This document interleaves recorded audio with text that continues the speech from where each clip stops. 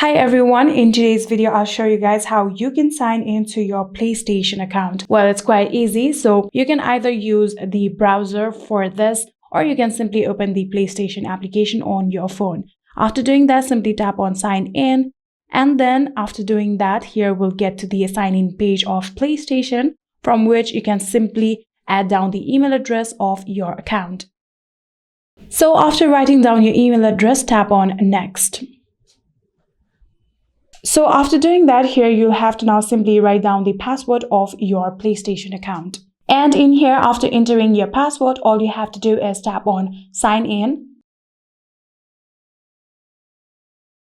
Then here you can see we have now successfully been logged into our PlayStation account. And that is it. I hope this video was helpful to you guys. If it was, please do not forget to hit that subscribe button and like our video. Thank you so much for watching. See you in the next.